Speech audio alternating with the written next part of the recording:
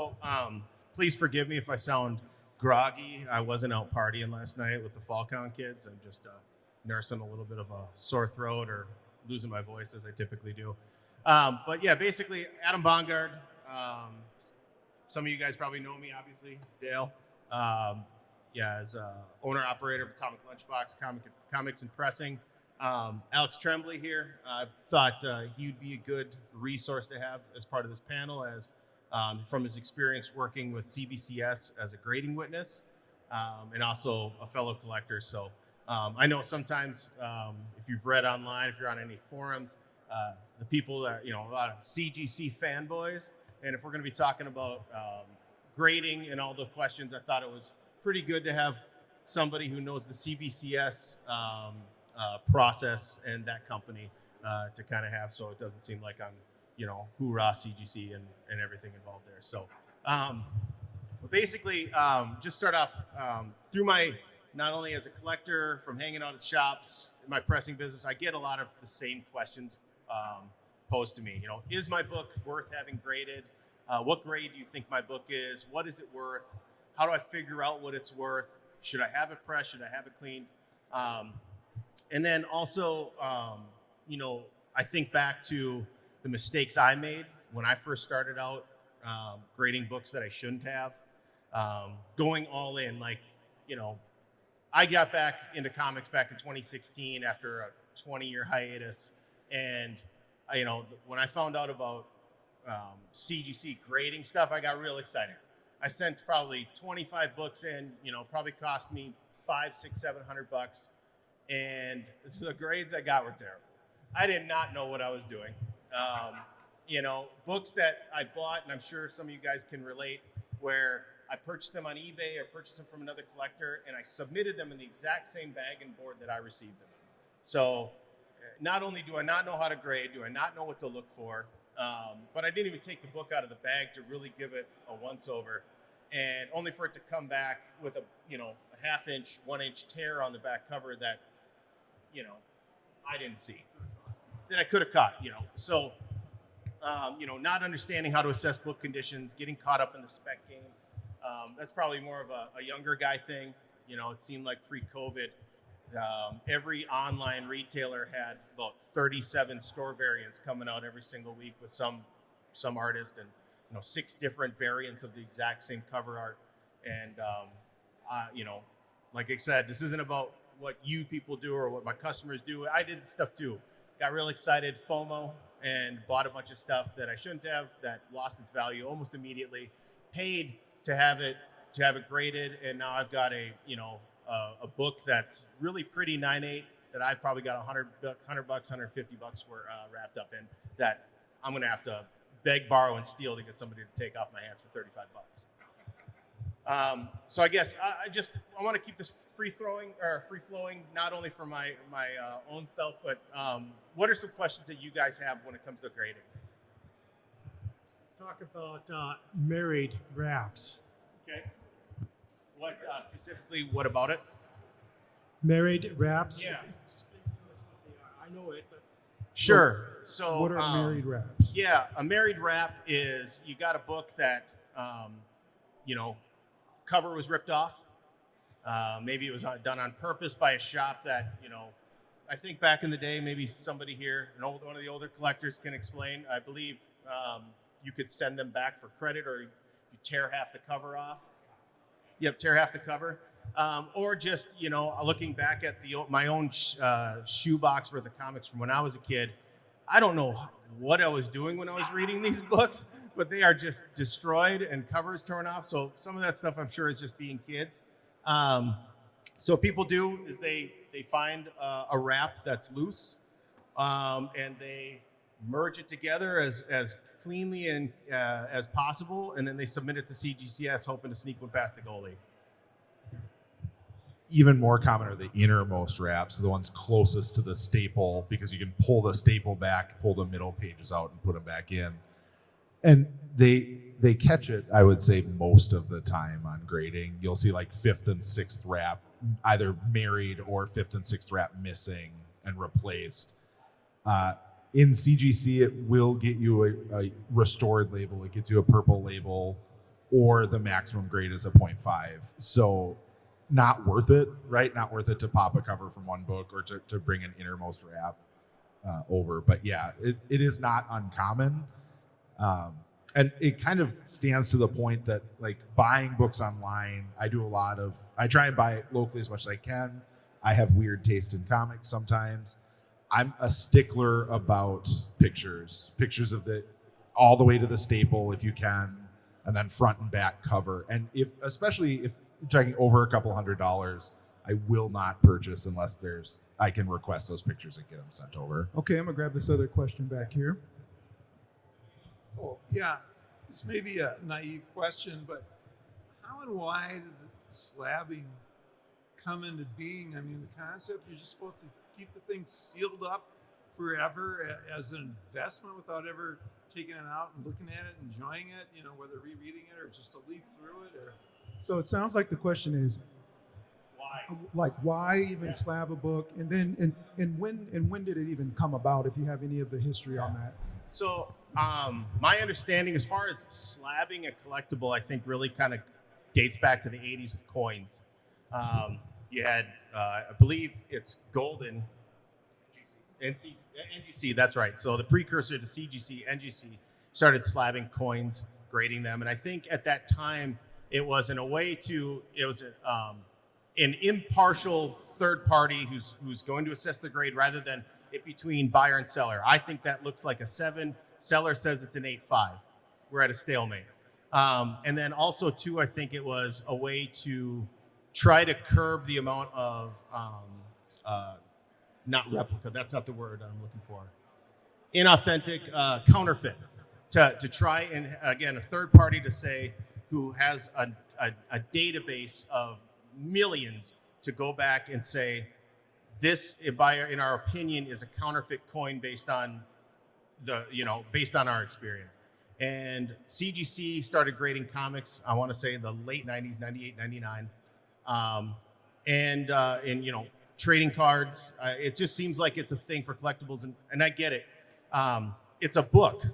It's not a trading card where I can see the front and back, and just because it's in a plastic slab, it doesn't change anything. But this is a book. It was meant to be read. And I don't know. For me and for a lot of my customers, I see it split into two groups, the people that slab books. For one, it's easier to sell. A trusted third party has said that this is a 9.8. It's no longer out of an opinion based on me, the buyer, and the seller. And it's just easier for me to put this on eBay or sell it person to person without trying to lobby for its grade.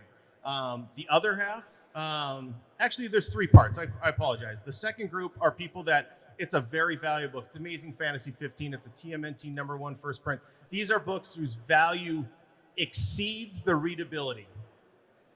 No one, and again, generalization, maybe there is somebody out there who's an absolute madman who's going to sit by the fire and flip through a $40,000 comic book at his leisure.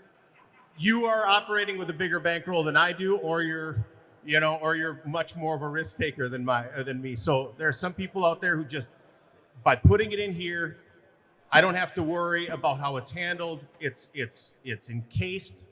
I can just leave it be, and I don't have to worry about it getting further damaged, chipping, all that kind of stuff. And then there's a third part where it's nostalgia. It's something that means something to me. It's something I read as a kid. Again, I have a copy of Rob Liefeld's X-Force #4 that's missing its cover. It's worth nothing. But my buddy is Rob's guy who helps him facilitate his autographs. And I had paid Rob his $65 fee, and I paid $60 or whatever it was to have it slabbed because it's mine and it's worth nothing. But now it's encased against further damage, and also it's got this pretty label at the top. So when family and friends who are not into comics come over to my house and they see this thing, this coverless, beat up pile of crap, and they're like, what is that? And then they can just read it and they say, oh, okay. And then, if they care to hear any more, I can further flesh out the story that, I didn't pay $150 to encase a 1 penny book, you know. And at- Adam, can I grab one to pass around for people to see close up a graded book? I mean, and then also Put the 99 out. It's in a case.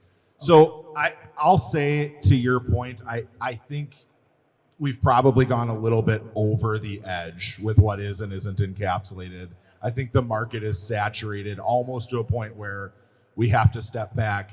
I also do some baseball and TCG, so I brought one of those if people wanted to see what they looked like. But to Adam's point, this is the entirety. I know everything about this. I only know the cover and back cover of this. I get it. But for me, I during COVID got a little bit caught up in the speculative craze. I work in healthcare, and so I needed to do something to keep my sanity from 2020 to 2022. But I now am at the point where I really just do autographed and original art books. They offer, the slab offers a small amount of UV protection just by virtue of it not being, having this little inch of plastic between it. Once there's art on it, I'm not going to read it again. Once it's signed, I'm not going to read it again. You guys have my Jenny Freisen that's coming around. I have that book in a traditional cover. I can read the Power Rangers series that probably needed to end anyway. It's done now, but that's kind of been my I love take. the Power Rangers. I do too. I'm wearing my hat. So Mario had a question in the back. Yes. How do you know if you bought? How do you know if you bought a slab that has been tampered with? Yeah, that's tough. Knowledge, experience. I mean, knowing what to look for. It shouldn't be that difficult to tell. But how about this? So long as there is profit to be made in buying and selling comic books, there's going to be a market for grading them, and there's going to be a market for circumventing the rules and the tamper-resistant protocols that these companies employ to try to eke out more money. We saw this last year with the CGC, the case swapping, where people were using heat to manipulate the seals on the CGC books enough just to slide that inner well out and swap it with a lesser book. And then they would turn, and now they have a lesser, so say it's this book right here. I've got a 9.8, it's a graded 9.8. So this is inside here is a 9.8 book according to CGC. I could, in theory, using these methods that people, again, developed, I'm sure it took them quite some time to figure it out, to pull this 9.8 book out of here, put a 9.4 copy they bought off the internet for $30 because a 9.4 in this book isn't probably worth much. And now I'm going to sell this 9.4 that I paid $30 for 9.8 price. Now I have a 9.8 book outside of the case that I'll send back for a reholder. That now comes back 9.8, and I found myself an unlimited money glitch. The biggest thing is I feel like it's with any collectible. The more you touch them, the more you hold them, the more you get a sense of them, the more something that's funny is going to stand out.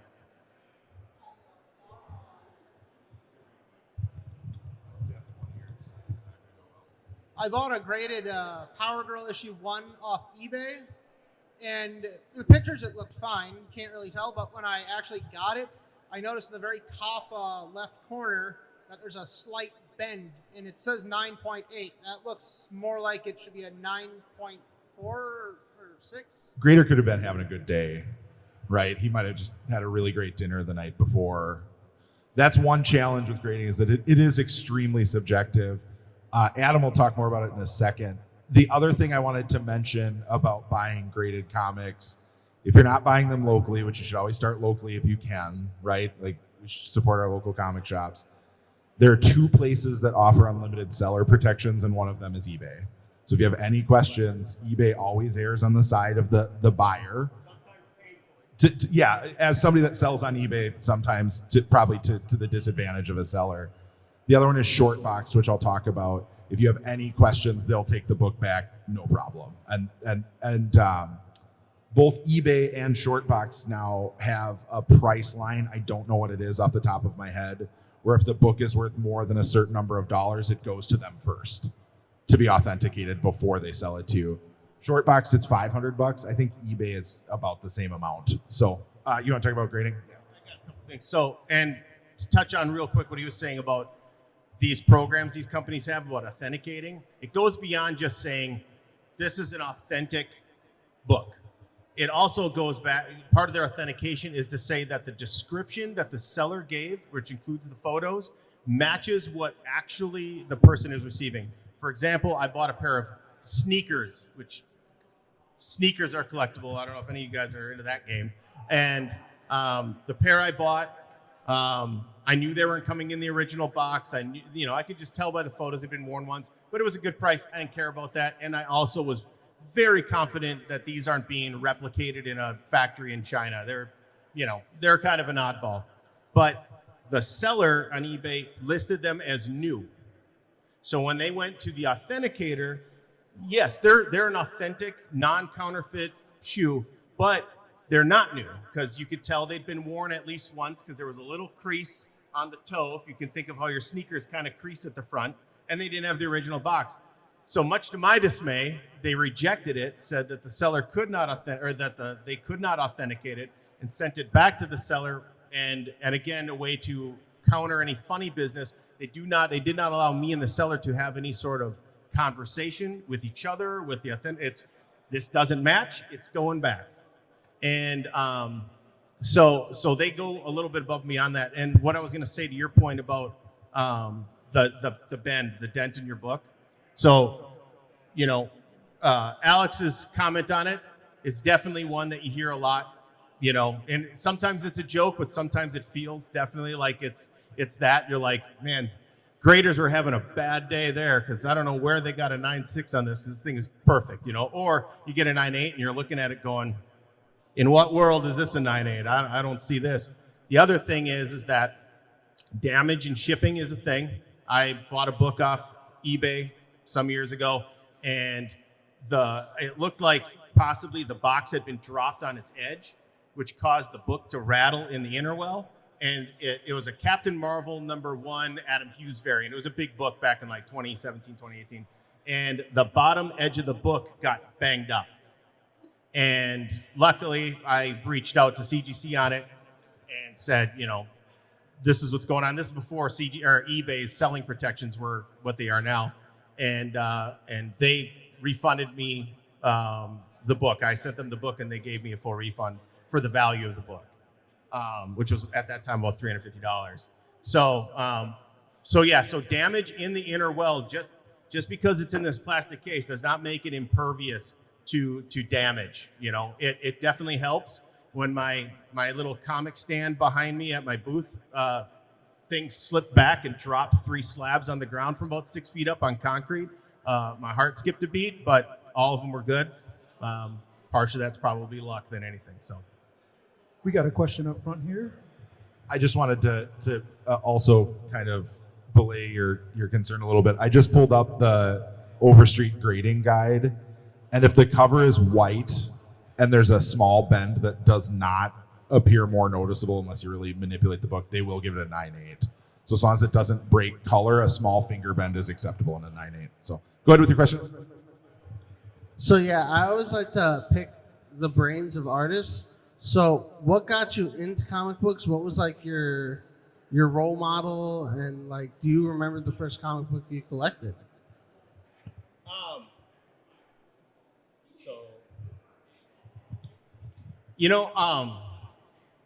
So I do comic pressing. That's my business. I'd say as far as this game goes, I got really fortunate. Like I talked about earlier, how I had this first disastrous experience submitting to CGC. And, I was on all the Facebook pages and stuff, and a guy I had bought a book from, he was a facilitator. He went all over the country to different shows. And him and I had enough of a little dialogue where I felt emboldened or entitled to ask him a couple questions, because he clearly knew the process around grading far better than I did. And he ended up becoming kind of my mentor of sorts. He taught me everything on how to, from setting up a CGC account. He, was kind enough to give his time. And he lives in Southern California, so there's a two-hour difference there in time. So I'm sure there were some mornings or days when we were communicating when it wasn't maybe most fashionable to do so for the time. But he taught me what to look for. And then after that first CGC mishap, he was the one that said, "You need to buy a press, man, and you need to learn how to do that." And I was like, you could have just spoken Chinese to me at that point. I was like, "What? A press?" Because again, I'm not coming into this with 25 years of comic experience. I turned 12, my attentions changed, and that's where I left comics until I was, into my early 30s. And so to this day, Dave Hong, shout out. He's been my guy, and I wouldn't be sitting here today without the kindness of that person to give me his time and let me bend his ear to all things related to the comic industry, what to grade, what not to, how pressing worked, and all that stuff. On the note of like what to grade and what not to, when you're sourcing books that you are looking to have graded for investment value, yeah. Do you shop eBay? Do you shop whatnot? I mean, Yeah. How do you go about getting the books that you are looking for to get graded? So this might be a better question for Alex. I used to do a lot of buying and selling, and then I got burnt out with the whole spec game and variant game, chasing books. I ended up with just boxes of stuff I never wanted in the first place. I bought it because the hype online got me convinced that this was going to be a big deal. And that's how, but at the time, that's how I was kind of funding my hobby. My father-in-law taught me that. He's big into muscle cars. And, from day one, he was like, you don't spend your money on your hobby. You use your hobby to, buying, like for him, he's at swap meets. He's buying and selling parts, reconditioning parts so he can fix his wife's, Javelin or whatever. And so I kind of tried to keep that mentality, and I moved out of that. And when I got into pressing, and my pressing business basically disallows me from working on my own books. I don't have time for them. So when I buy stuff, usually it's because I just want it and I like it and I can afford it at that moment. But I can't remember the last time I bought something as like a speculative purchase that I was looking to like flip flop. Yeah. So I do. I have a rule with my wife, who also collects comics, that I can't buy anything unless I sell something first, because our basement can't handle it anymore. And I don't have like a massive collection. I think we have about 10 total long boxes between the two of us and about 200 graded comics. So big, but not like massive, right? As somebody that has helped people whose parents died and they want to sell their collections, I feel very fortunate. If the goal of your purchasing is to potentially buy a book, like this is the first appearance of the Young Avengers, right? My wife loves the Young Avengers, so that's why we have it. It's a bummer it's a 9.6, but because it's not worth the grading price at 9.6. If the goal is to buy a comic for the purpose of selling it, there's going to be a first appearance. The market is the best 2 weeks after the book comes out, and then if a movie announcement comes out. Those are really the two windows, so you should buy them locally. You should go line up at Hot Comics or The Source or whatever, buy it off the shelf, and dig down, look for a copy that you like. All of the books that are here, Adam has pressed all of them except this one because I bought this one graded. All of the books here came from shops, every single one of them. This one's from The Source, the far one's from Hot Comics. Online, I really have limited myself strictly to eBay and Shortboxed. Not a sponsor, like I want to be clear, just because of those buyer protections that they offer, that I'm really particular. I don't want to get a bad book. I bought my dream book 2 years ago at a convention, not this one. It was Showcase 19, the first appearance of Adam Strange. I was very excited about it. I love Adam Strange. They had a half board on the front and a full board on the back, and that should have been a warning to me. I was able to convince the seller to let me take it out of the bag, and the whole spine was taped inside and out. You can't see that online. You cannot see restorative tape usually in pictures on the internet. So I strongly encourage people, you got to have your hands on a book if you're going to buy it, especially if your intention is to buy it and speculatively sell it pretty quickly thereafter, because the person that's buying it from you wants that assurance as well. So I know I made the question about me, but as I'm sitting here thinking, I was like, how can I use that question to maybe educate? Biggest thing for me is, and this kind of comes back to, that question that I get a lot is, what is this worth? What grade do you think it is? Is this, or, it's two parts. Like, what is my book worth? Or is this worth having pressed? And that question haunts me because everybody's motivations can be different. You could be the X-Force #4 guy, and I look at your coverless, ratty book that looks like an animal chewed on it, and I'm like, you're gonna have to give me a little bit more information here as to why you're asking me why is this worth it? And then other people have other books every which way, between something that just came out last week that's part of the spec game, or something that's a Silver Age key. What is this worth, or is this worth? And the biggest thing I can say is, the better you understand what these books are selling for once they're graded, and the better you are at assessing a rough grade of a book as honestly to yourself, that's the person you don't want to be lying to, the better you're going to be. So, like, for instance, there's a 7.5 Thor here. He's got $50, so let's say this book is worth $50. If I was buying this raw, or a guy's presenting me that book raw and saying, is this worth having graded? My first question is, well, what grade do you think it is right now? And if they look at it and they're like,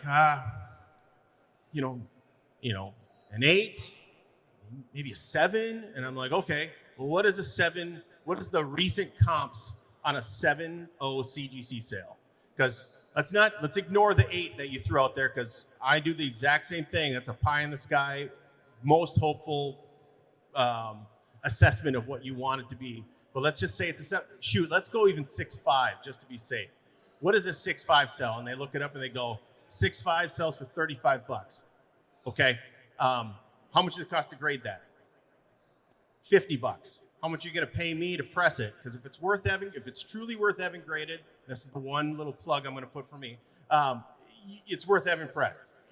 And then they're like, well, you're going to charge me $12 or $15 or $18 or whatever it is, whatever tier it is. Then I'm like, okay, so your $35 book plus that 20 plus shipping both ways to CGC, you're into that book $60-$70 plus your time, because you don't have that book now. If your goal is to sell that book, you're not getting it back for 2 months. Is that worth it? And At this point, $50 for that book. No, that book is not worth it from I'm trying to sell and make money on that book perspective. Question, is there a price difference between raw value and graded value? Let's say a book is an 8.8. Is that 8.8 in that book the same price raw as it is graded, or is there a difference? So, and I'll let Alex talk because I talk too much. But no, so that's very nice of you. No, yes and no. Alex touched on this before in relation to your question back there.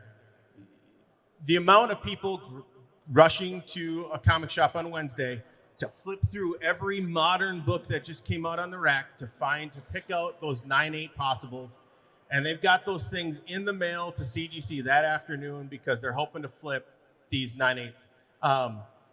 It's too much. They're rarely, maybe there's a book every week, but you're rolling the dice with your money.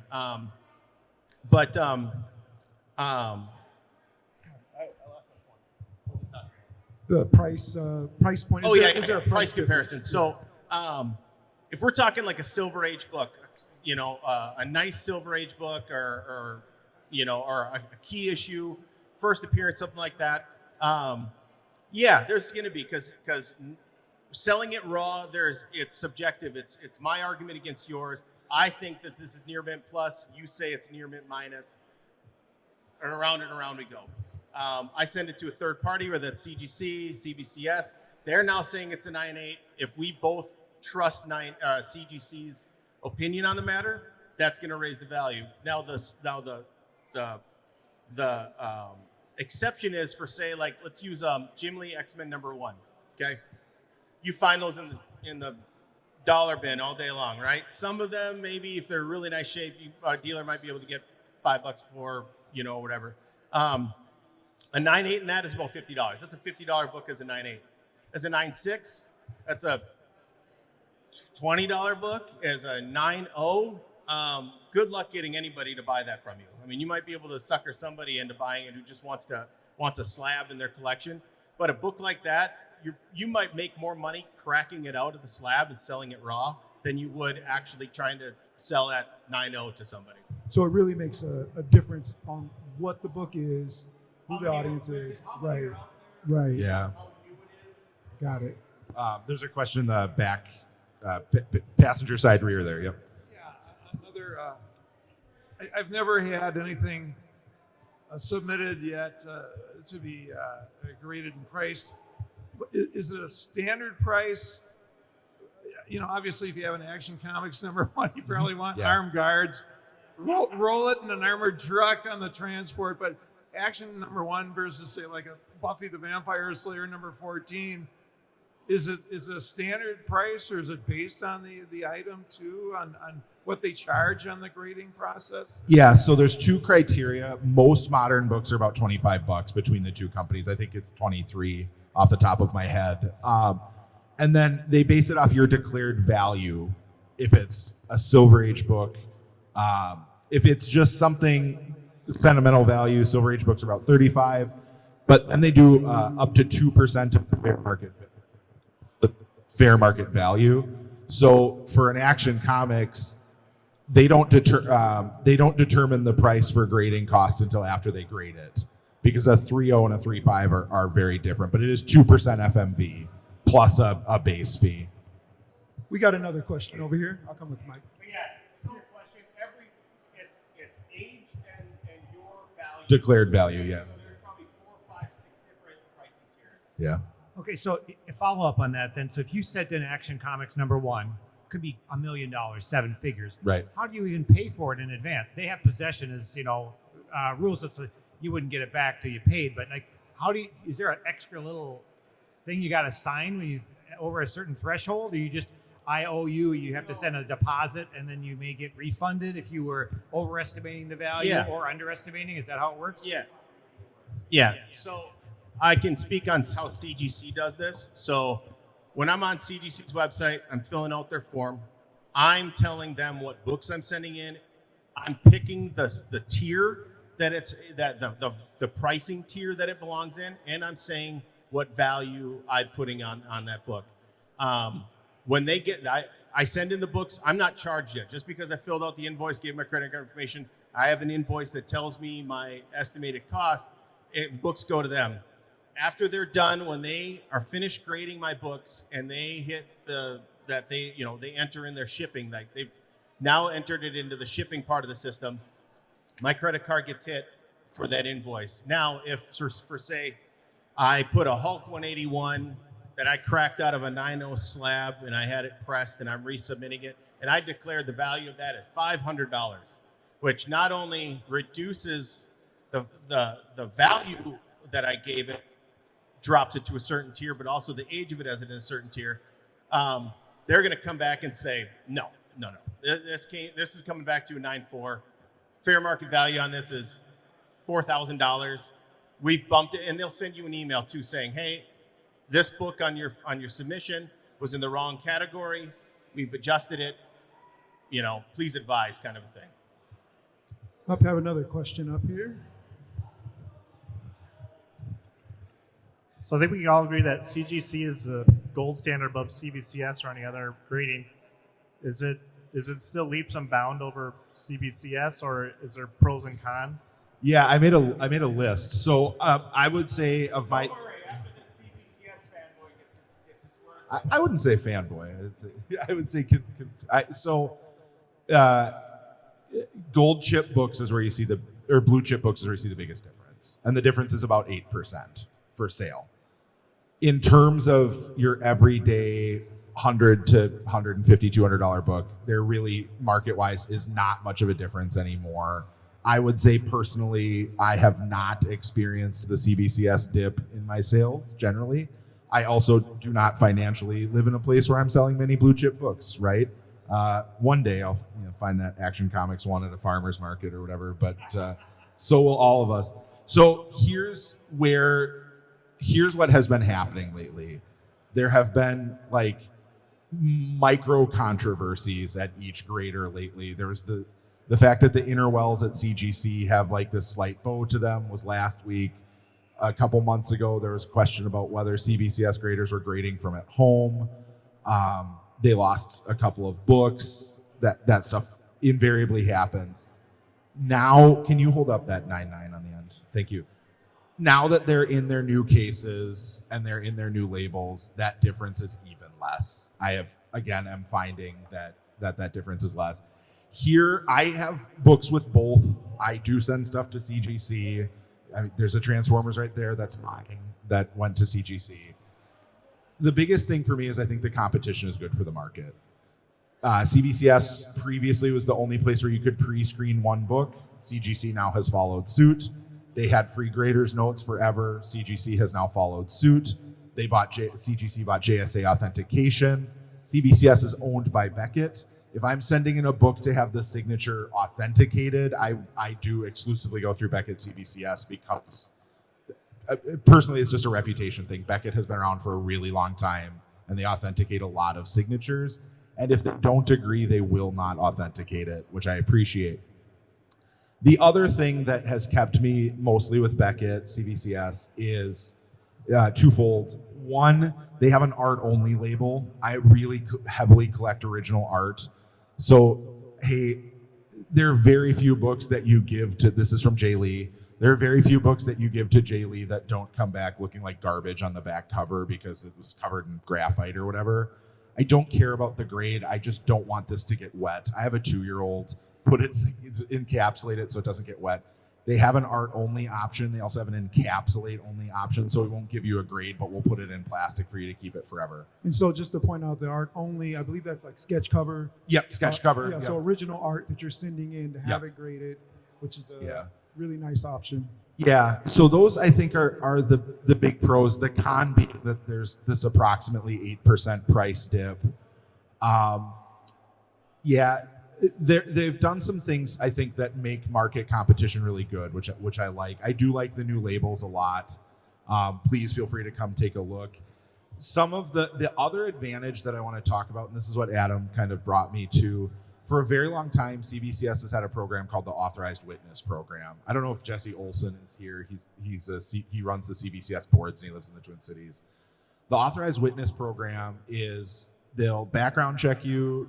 You email them and say, hey, I'm going to MCBA FallCon. There is not a CGC or CBCS facilitator available, but Gene Ha is going to be there and I'd like to have my books encapsulated. They'll run you through a background check. They send you a very stringent list of criteria and they will authorize you to be a witness for that show. It is extremely rare that they do it anymore. I've done it I think about 30 shows I've done it. I've really enjoyed having that opportunity.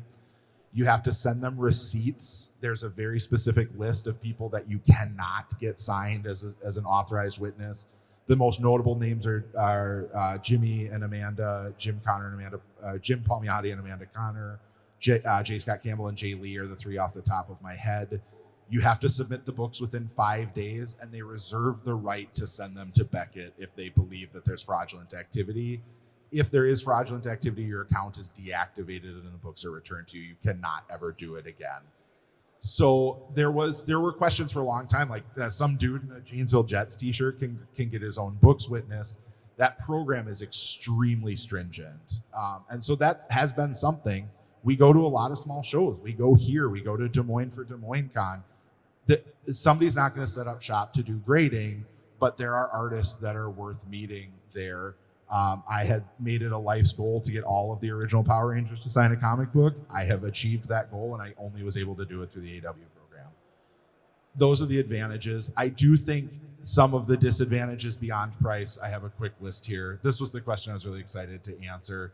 They only have 2 label colors, yellow and blue, okay? CGC, if a book is restored, the label is purple. There's no mistaking that it is a restored book. In a CGC book, a CBCS book, if it's restored, it says it under the grade. In big letters, it does say restored, and it gives it a restored grade from minor, moderate, or severe restoration, or professional restoration, I guess is the word I'm looking for. I think that that's challenging on a secondary market selling a book, because if you don't read that label fast enough, you may miss, right?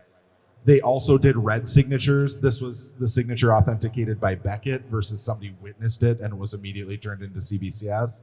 Now they're yellow, and you have to read whether it says authentic signature or witness signature. Go ahead. And as we come to our last few minutes here, Adam, I know you will have something you want to point out, but I did want to say, where can the audience go if they have books that they want to get graded? Like, what's some recommendations on where to take your books? Yeah, so that segues into one of the things I wanted to cover. So obviously you hear CGC, CBCS a lot, and it's a horse apiece. CGC right now, as Alex said, does command a little bit more of a premium, especially on premium books. I, for one, really like the label differentiation versus just the 2 colors. I want to be able to look at it. And part of the reason too you might see some higher values on CGC yellow label signatures is because, unlike CBCS, they have far fewer witnesses, and the process is pretty. I mean, they save that. If you're a witness for CGC, you've earned your stripes essentially. But beyond them, there's a couple other companies involved. PGX. I do not recommend anybody use PGX. Their reputation is very poor. The biggest thing that I hear from people who do use PGX is they're cheaper, faster turnaround, and they're just for me. Fair enough, you know. But there's no, for me, the $5, $8 difference per book to me just doesn't outweigh the fact that it's kind of a third-rate company. They've had a lot of problems that have hurt their reputation over the years. They've been around for a long time. And the fact that I bought a PGX 9.8 Avengers Annual number 10, and after cracking it out, it came back a CGC 9.0.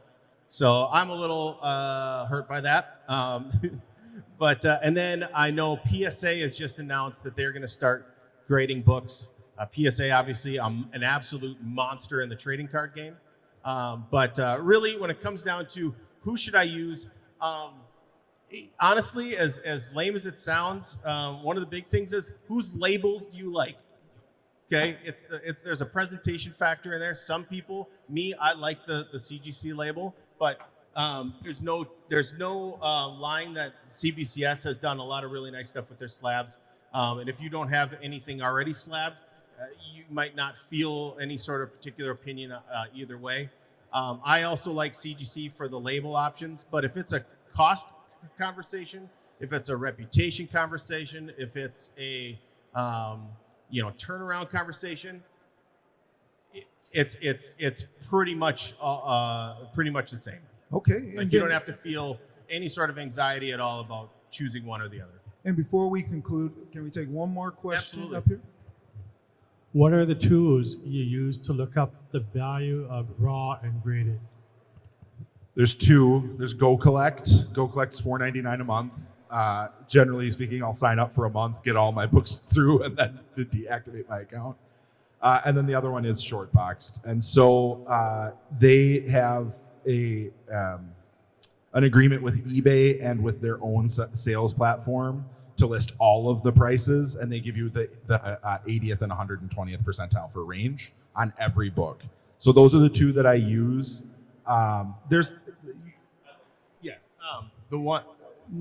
think because eBay sales are cataloged with the 2. It's both. The one that I use specifically for finding the values of graded books, it's a website. It's not an app, and it does cost $10 a month. It's gpanalysis.com. Every single sale of every single book by grade, you can sort it by restored copies. You can sort it by signed copies. You can sort it by conserve copies, and it's extensive. It goes back at least a decade or more. So you can click, I can look up Thor 204, and it'll tell me every online auction sale of a CGC 7.5 historically, by day, by month. It even has the certification number from CGC, so you can track individual books. They're just reselling themselves the same book at higher prices, something like that. I'll be really fast. If you want to check out, Shortbox was nice enough. Neither of us work for them, but because we were doing this conversation, if you do want to check out their price analysis tool, you can go to their website, and the price analysis is free. But if you want to buy a book while you're there, for coming today to this, you get $10 off your first purchase by putting the word "slabbed," like the name of the panel, in their website, just as a courtesy for letting us talk about the different options out there. So please, if you'd like to, that was a gift from them for letting us talk about their product. Thank you. Thanks If to. anybody has other questions, I'll be at the table. I know there's some people that stopped by right before the panel, and I said, yeah, there should be plenty of time. Bring your book. We'll talk about it. And then we wouldn't shut up. Well, thank you so much. Thank you, guys. Thank you very much for the questions, and thanks for coming by.